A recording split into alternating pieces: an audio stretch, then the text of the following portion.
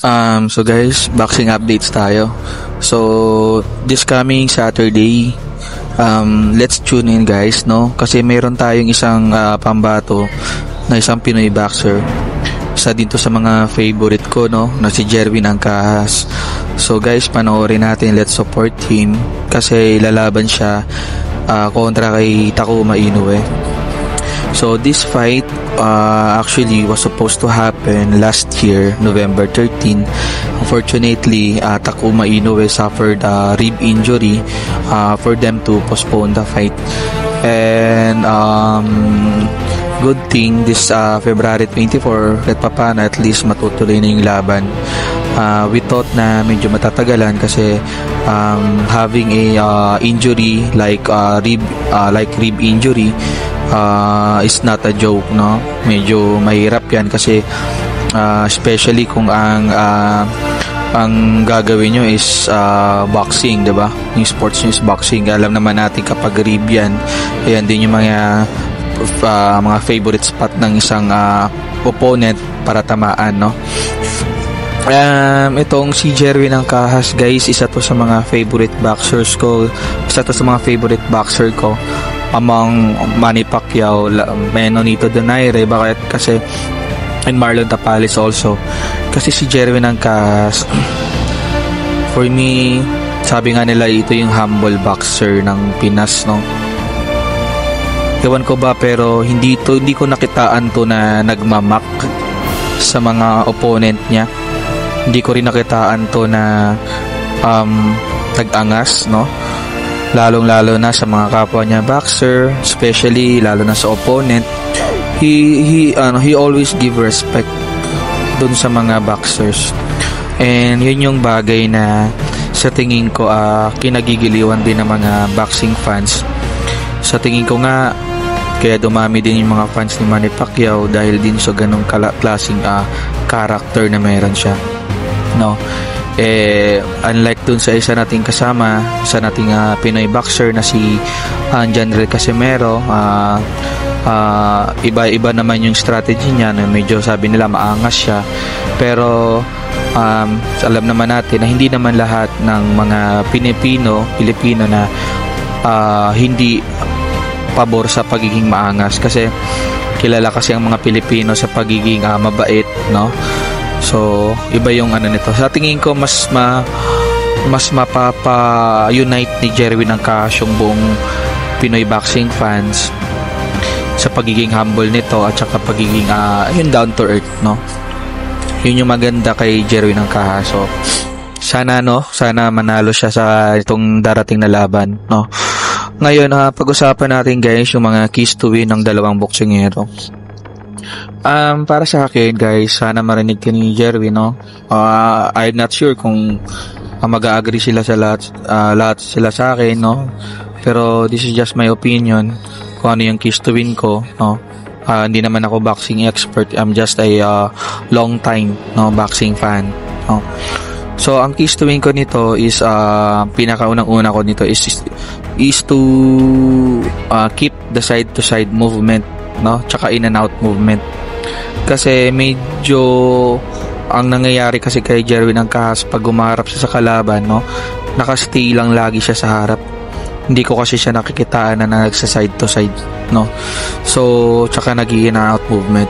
Alam kong malakas talaga si Jerwin, pero relying on more of your powers for me is not enough to win the fight.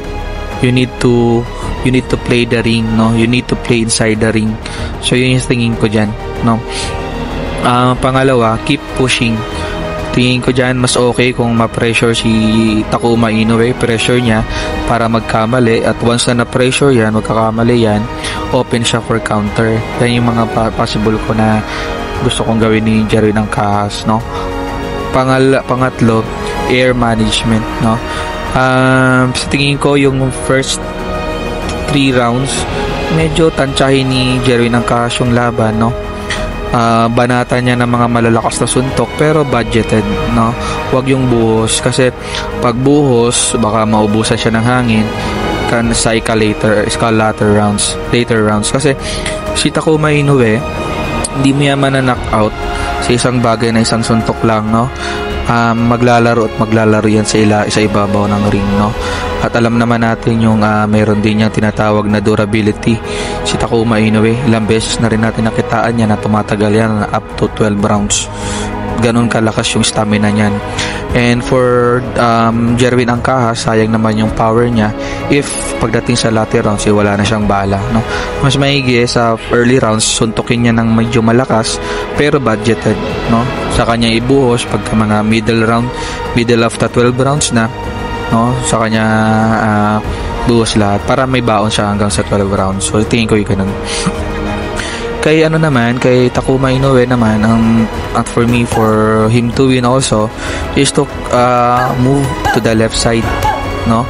Kasi si Jerwin Angkahas is yung power niya is come from his left hand, no?